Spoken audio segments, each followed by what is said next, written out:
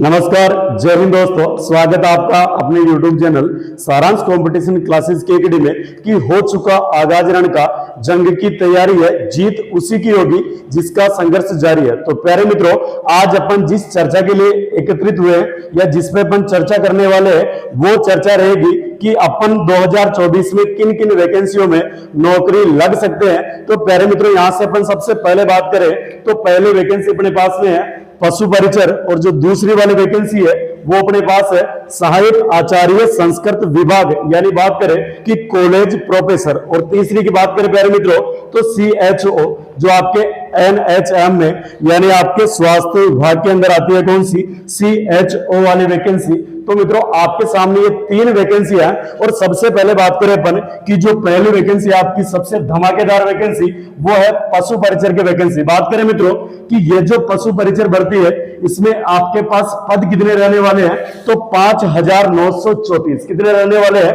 जो सबसे बड़ी भर्ती मानी जा रही है मित्रों आपकी कौन सी? 5934 पदों वाली।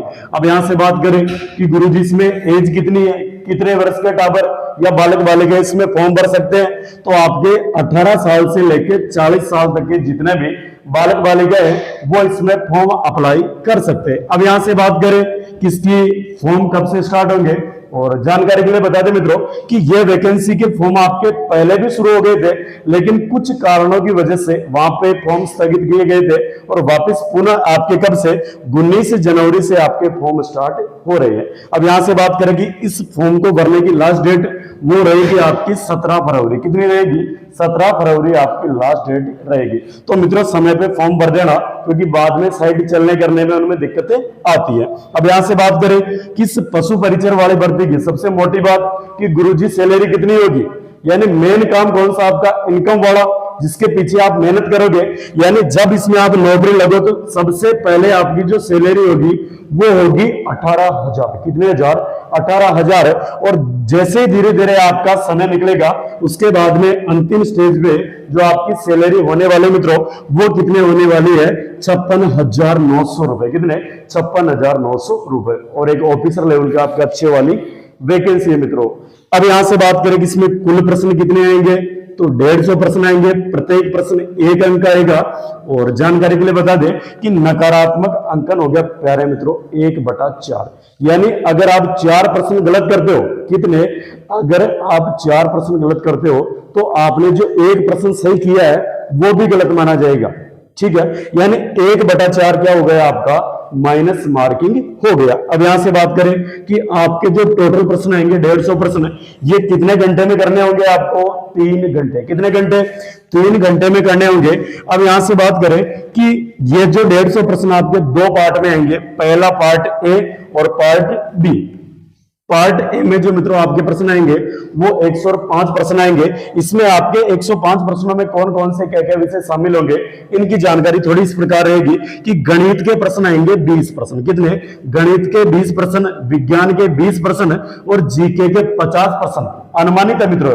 यानी मैथ्स के 20, विज्ञान के 20, जीके के 50 और आपके करंट अफेयर्स के आएंगे 15 प्रश्न। और यही से बात कर ले कि जीके के अंदर आपके कला संस्कृति, इसके अलावा आपका इतिहास, भूगोल, करंट अफेयर्स, इसके अलावा आपका सामाजिक अध्ययन और पॉलिटी, ये सारे सब्जेक्ट आपके जीके में आ जाएंगे। तो बेहद शानदार टीम के साथ मित्रों अपन तैयारी करने वाले हैं इसकी। और मैं इसी श्रृंखला के अंदर आमंत्रित करना चाहूंगा राकेश जी सर को, ताकि ये जो आपकी पशु परिचर वाली भर्ती है मित्रों इसमें जो आपको पशुपालन वाला 45 प्रश्न, कितने प्रश्न? 45 प्रश्न मित्रों, ये आपके सिलेक्शन में बहुत बड़ी भूमिका निभाएंगे, क्योंकि इस वाले पोर्शन को लगभग सभी बच्चे कर पाएंगे, जबकि जो बच्चा सीरियस होकर तैयारी करेगा मित्रों वो बी पार्ट को कर पाएगा। और ये बी पार्ट के आपके जो 45 प्रश्न है काफी महत्वपूर्ण रहने वाले हैं।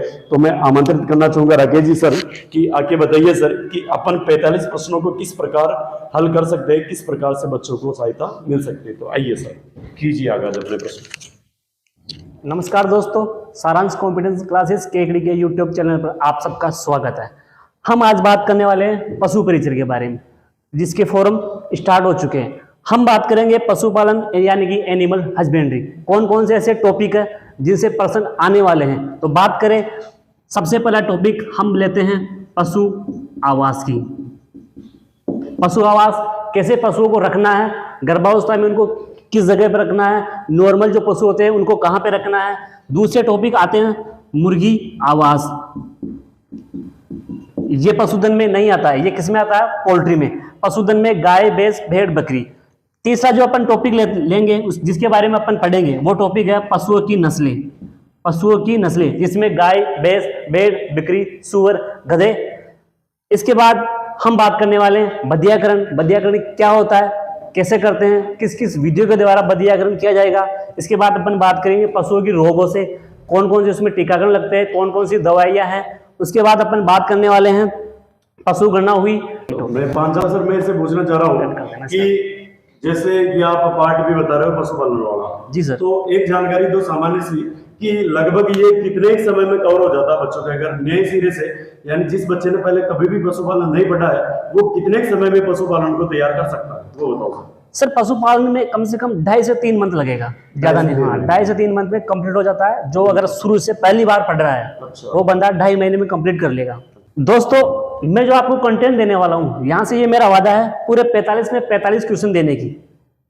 बिल्कुल ही अच्छी बात है सर कि बच्चों के भविष्य के लिए आप 45 से 45% मिलाने की क्षमता रखते हैं आपके कंटेंट के अंदर। और प्यारे मित्रों, सारांश की शुरू से पहचान यही रही है कि सारांश कंटेंट बेस्ड चलता है।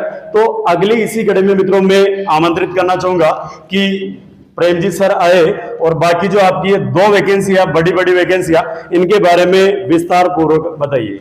तो लीजिए सर, बताइए कि किस प्रकार क्या वैकेंसियों का सीन रहना है इनका, तो शुरू कीजिए सर। नमस्कार साथियों, स्वागत है आप सबका अपने YouTube चैनल सारांश कंपटीशन क्लासेस केकड़ी में। और मित्रों, वैसे आपको पता है कि नए साल के साथ साथ नए सीएम साहब ने वैकेंसियों का पिटारा खोल दिया है और उन पिटारे में से लगभग 3 वैकेंसी आपके सामने आ चुकी है। पहली पशु परिचर वाली वैकेंसी, जिसके बारे में अभी आपको के सर और पांचाल सर ने विस्तार पूर्वक जानकारी दी। उसके बाद में एक और बड़ी वैकेंसी जिसका लोगों को इंतजार रहता है और वो वैकेंसी है सहायक आचार्य संस्कृत विभाग, यानी कि सर यह है कॉलेज प्रोफेसर की। और विद्यार्थी आपको पता होगा अभी सामान्य कॉलेज प्रोफेसर का एक पेपर हो चुका, जो 7 जनवरी को सामान्य पेपर हुआ। इसके बाद में उसके भी 2 पेपर बाकी हैं। और जो विद्यार्थी कॉलेज प्रोफेसर बनने के इच्छुक हैं या जिनका सपना है, वो एक और नया मौका दिया गया है वो संस्कृत विभाग के द्वारा। और ये जो वैकेंसी संस्कृत विभाग के कॉलेज प्रोफेसर की है, इसके कुल पद रखे गए हैं 200। सब यूज कर सकते हैं मित्रों, 200 पद बहुत बड़े पद होते हैं क्योंकि प्रोफेसर की वैकेंसी है। और इसमें एक बड़ी बात है, अब कुछ विद्यार्थी सर ये सोचते हैं कि क्या ये संस्कृत वालों के लिए ही है। नहीं, ये सामान्य जो विद्यार्थी गण जो अभी वर्तमान में भी तैयारी कर रहे हैं उन सब के लिए भी एक अच्छा मौका है। वैकेंसी संस्कृत विभाग की है, बट इसमें सामान्य जो विषय हैं उनके भी पद हैं। जैसे मैं आपकी जानकारी के लिए बता दूं, जैसे संस्कृत विभाग की वैकेंसी जिसमें हिंदी के जो हिंदी साहित्य से जो तैयारी करते हैं उनके 37 पद हैं। सामान्य संस्कृत के 38 पद हैं। उसी के साथ साथ राजनीतिक विज्ञान यानी कि पॉलिटिकल साइंस के हैं, उसके 5 पद हैं। उसी के साथ साथ इतिहास यानी हिस्ट्री के 3 पद हैं। और उसके साथ साथ जो शेष पद बचते हैं मित्रों, कितने हैं, लगभग 117 पद हैं। ये 117 पद संस्कृत जो स्पेशल अपनी संस्कृत होती है, जिसे अपन संस्कृत साहित्य के नाम से जानते हैं, वो उनको दिए जाते हैं। यानी कि सर्वात ऐसी है कि साहब सामान्य हिंदी से तैयारी करने वाले विद्यार्थी जो हिंदी साहित्य का इतिहास जो फर्स्ट ग्रेड हिंदी से तैयारी कर रहे हैं, सेकंड ग्रेड हिंदी से तैयारी कर रहे हैं, या अभी जो कॉलेज सामान्य कॉलेज प्रोफेसर की वैकेंसी में तैयारी कर रहे हैं, उनके लिए एक और दूसरा मौका है। अगर किसी की इस वाले सामान्य वाले पेपर में कुछ कमी रही ना, वो यहाँ पूरी कर सकते हैं। ऐसे ही जो अपने सामान्य संस्कृत वाले बच्चे हैं उनके लिए भी है। और बात ये कि योग्यता, वैसे जो कॉलेज प्रोफेसर की तैयारी करता है योग्यताओं के बारे में उनको बताना तो क्या है कि सूरज को दिया दिखाना है, बट फिर भी वैकेंसी की बात आई तो अपन योग्यता भी बताएंगे। और योग्यता है उसमें जो विद्यार्थी होता है उसके पास एमए में 55% यानी कि 55% होना चाहिए। कम वाले नहीं कर सकते, कम कम वाले वो डिपेंड करता है सर कि सरकार का रिलैक्सेशन क्या आता है। जैसे ओबीसी वालों को 5% की छूट दे दी जाती है, SC ST वालों को उससे और कम की छूट दे जाती है, वो अकॉर्डिंग विज्ञप्ति के अनुसार। अभी फिलहाल उसका डिटेल जैसे ही आएगा वो और बता दिया जाएगा। इसके साथ साथ विद्यार्थी के नेट होना चाहिए, JRF होना चाहिए, और अलग अलग स्टेट का, जिस भी स्टेट से, क्योंकि इस वाली वैकेंसी में ऑल इंडिया के फॉर्म भरे जाते हैं। जो जिस स्टेट में सेट पास है तो वो भी इसमें फॉर्म में भर सकता है। और बात करें एज की, तो एज तो सर्वविदित है, वही रही जाती है, और इसकी एज 21 से 40 वर्ष इनकी एज रखी गई है। और बाकी जो आरक्षण के अनुसार जो छूट मिलती है वही OBC, SBC या फिर अपने जो विशेष पिछड़ा वर्ग है, या जिसको अपन बोलते हैं ना, अपना वो क्या बोलते हैं सर उसको, एक नया है ना जनरल वालों के लिए, जनरल वालों के लिए जो है EWS, उनको 5 साल की छूट है। ST SC वालों को 10 साल की छूट है। और इसी के साथ साथ अगर कोई विडो महिला है तो सर उसकी आयु सीमा में कोई छूट नहीं है, वो जितने भी साल की हो, बस वो MA पास होनी चाहिए, उसके पास नेट सेट्स JRF हैं तो वो कभी भी दे सकती है, चाहे वो कितनी भी उम्र की हो। मगर ये है कि उसकी उम्र है, यानी कि 45 से 50 हो सकती है, 55 हो सकती है, उसे अपन कह सकते हैं वो महापुरुष हो तो भी चलेगी, वृद्धावस्था में चलेगा नहीं वृद्धावस्था तो नहीं कह सकते। अगर वो महापुरुष की उम्र की यानी 50 से ज्यादा की भी है तो भी वो एग्जाम दे सकते। बाकी तो ये कि सर जिसकी जैसे वैकेंसी है, इस वैकेंसी में उसकी रिटायरमेंट की उम्र से ज्यादा वाली है तो वो कहाँ से आएगी, बिल्कुल है भी सही। वो भी है इसलिए। फिर इसके बाद में बात करते हैं तो ये आरक्षण के अनुसार छूट, और ये अपनी किसकी थी, सहायक आचार्य, जो कॉलेज प्रोफेसर, विशेष तौर से ये संस्कृत विभाग की है। और मैं एक छोटी सी जानकारी और दूंगा सर, जानकारी ये है कि जैसे आपने देखा होगा सर, जब अपने फर्स्ट ग्रेड और सेकंड ग्रेड के एग्जाम हुए थे उस समय संस्कृत विभाग के भी फर्स्ट ग्रेड और सेकंड ग्रेड के एग्जाम हुए थे। अब जैसे सामान्य कॉलेज प्रोफेसर का एग्जाम चल रहा है, उनके जो एग्जाम चल रहे हैं, तो कहीं ना कहीं सामान्य के साथ साथ संस्कृत विभाग के कॉलेज प्रोफेसर भी आ गए। तो सर आपको एक पता है, एक छोटी सी हिंट या जानकारी अपन सोच सकते हैं कि साहब जैसे अगर फर्स्ट ग्रेड की वैकेंसी संस्कृत विभाग में निकाली, सेकंड ग्रेड की वैकेंसी भी संस्कृत विभाग में निकाली, कॉलेज प्रोफेसर की वैकेंसी भी संस्कृत विभाग में निकाली, तो सर जो रीट वाले विद्यार्थी आ रहे हैं उनके लिए एक मौका और आ रहा है। बिल्कुल सर। कौन सा? वही संस्कृत विभाग वाले भी थर्ड ग्रेड की वैकेंसी निकालेंगे। और वो पहले से ही जब अपने चुनाव हुए उनसे पहले संभावनाएं चल रही थी कि अब आने वाली है, तो अब जरूर आने वाली है। विद्यार्थी मौके को न चूके, अपनी तैयारी को कंटिन्यू जारी रखें, और इन मौकों को अगर चूकने से बचना चाहते हो तो कहाँ आना पड़ेगा सर? सारांश में आना पड़ेगा। बाकी पिछली बार जो सर ये संस्कृत वाला बता रहे हो आप, ये जो रीट लेवल थर्ड में होता है वो अपने जो रीट प्री के जो मेरिट बेस था ना उसमें लिया गया नहीं, वो उसमें लिया था तो प्री लिया गया ना सर। इस बार भी यही है कि ये प्री के अनुसार लें, और संभावनाएं ये चल रही कि इस बार एग्जाम के अनुसार लेंगे, क्योंकि थर्ड ग्रेड के भी डबल एग्जाम हो गए थे। पिछली बार तो एक ही एग्जाम की व्यवस्था थी, इसलिए एक से लिए गए थे। इस बार 2 एग्जामों की व्यवस्था है, तो 2 एग्जामों की व्यवस्था, तो संभावना है कि जैसा रीट, सामान्य रीट, प्री और मेंस हुआ, ऐसे ही अगर वो प्री से एग्जाम में बिठाते हैं तो मेंस का एग्जाम तो करवाएंगे ही करवाएंगे। तो ये तो थी मित्रों अपनी कौन सी भर्ती, कॉलेज प्रोफेसर जो संस्कृत विभाग से सहायक आचार्य की भर्ती थी। इसी के साथ साथ जो विद्यार्थी अपने क्षेत्र में जो स्वास्थ्य डिपार्टमेंट से, यानी कि अपने जो मेडिकल फील्ड से तैयारी करते हैं, जैसे उनके GNM होता है, फिर उसके बाद में BSc नर्सिंग होता है, ANM होता है, उनके लिए भी इस बार स्वास्थ्य विभाग ने एक और भर्ती को रीओपन किया सर। वैसे ये जो CHO की भर्ती है इसे बोलते हैं कम्युनिटी हेल्थ ऑफिसर, पहले चले थे इसको बोलते हैं कम्युनिटी हेल्थ ऑफिसर है। और कम्युनिटी हेल्थ ऑफिसर को अपन हिंदी में बोलते हैं सामुदायिक स्वास्थ्य अधिकारी। ये सर पहले भर्ती नहीं चली थी, 19 फरवरी 2023 को इसका एग्जाम हुआ था, और इसके एग्जाम में वही गहलोत सरकार वाली धांधलियों का पैटर्न चला था, उसमें इसका पेपर आउट माना गया था। पेपर आउट माना गया तो फिर आने वाली नई सरकार ने क्या किया, इसके जो पुराने पद थे उनमें बढ़ोतरी करके इस भर्ती को पुनः रीओपन करके, और कुल पद अभी बना दिए इन्होंने कितने, लगभग 5000, यानी कि 4494 पदों पे इन्होंने वापस भर्ती निकाली है, और इनके फॉर्म अभी चल रहे हैं। और इनके फॉर्म भी चल रहे हैं। और इनमें भी योग्यताओं की बात करें तो सीधी सीधी योग्यताएं हैं कि साहब इनकी योग्यता अगर जीएनएम किसी ने कर रखी है, यानी जनरल नर्सिंग मिडवाइफरी अगर किसी ने कर रखी है तो वो इसमें फॉर्म भर सकता है। फिर वही बीएससी नर्सिंग यानी कि जीएनएम से थोड़ा अपर वाला पार्ट। फिर इसके बाद में आयुर्वेदिक नर्सिंग या आयुर्वेदिक डिपार्टमेंट में जिसने जो वैद्य का जो अपना डिप्लोमा कर रखा है वो लोग भी इसमें फॉर्म भर सकते हैं। फिर इसके बाद में बड़ी बात ये है कि एज लिमिट इसमें 18 से 40 वर्ष, साथ में वही आरक्षण पद्धति। और एक बड़ी बात लिख रखी है सर यहाँ पे, और वो है सैलरी।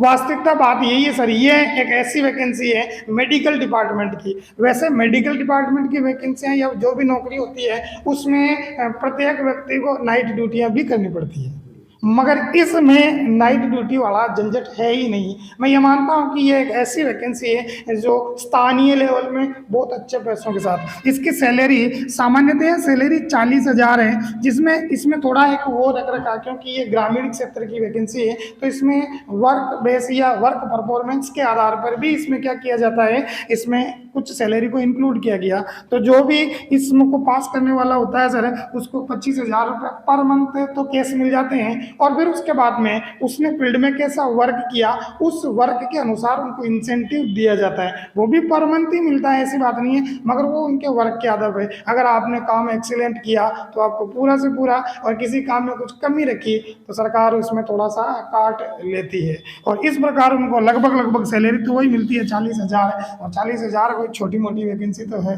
वैसे तो है नहीं सर, बहुत बड़ी रकम होती है। अगर आप 40,000 अगर पर मंथ कमा रहे हो तो एक लग्जरी लाइफ जी सकते हो। तो ये थी सर तीनों ही वैकेंसियां। पहली वैकेंसी बड़ी पशु परिचर की, दूसरी वैकेंसी सहायक आचार्य की, और तीसरी वैकेंसी कौन सी है, CHO कम्युनिटी हेल्थ ऑफिसर यानी सामुदायिक स्वास्थ्य अधिकारी की। अब ये वैकेंसी आ चुकी सर, तो अब मुझे आप ये बताइए कि आप इन सारी वैकेंसी को देखते हुए सारांश टीम के साथ और सारांश कंपटीशन क्लासेस क्या प्लान कर रहा है और विद्यार्थियों को कैसे कैसे मौके दे रहा है। तो बिल्कुल प्यारे मित्रों कि जैसे अपन ने चर्चा कर ली है कि 2024 में नौकरियां लगने वाली वैकेंसियां कौन कौन सी है, तो हमने लगभग आपके लिए 3 वैकेंसियों की डिटेल पूर्वक जानकारी दे दी है।